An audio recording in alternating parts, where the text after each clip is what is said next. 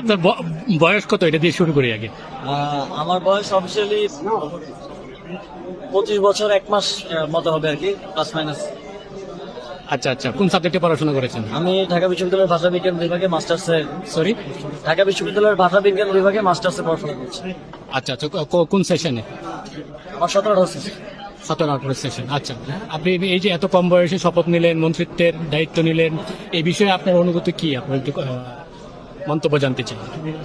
আমাদের দেশে আমরা যখন ছোট থেকে বড় হয়েছি তখন বারবার শুনতাম যে তরুণদের দেশের দায়িত্ব নেওয়া উচিত, কিন্তু কখনো সেটা আমরা দেখিনি।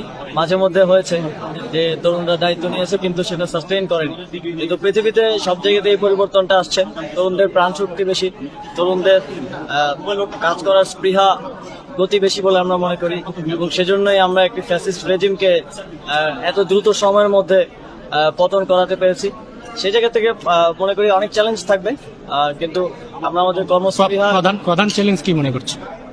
প্রধান চ্যালেঞ্জ হচ্ছে আমাদের যে প্রধান লক্ষ্য সেটা বাস্তবায়ন করাই। আমাদের প্রধান লক্ষ্য হচ্ছে ফ্যাসিবাদী ব্যবস্থা বিলোপ এবং দেশের সিস্টেম বিল্ডিং করা, পলিসিতে সংস্কার করা, রিফরমেশন করা রাষ্ট্রীয় প্রতিষ্ঠানগুলো।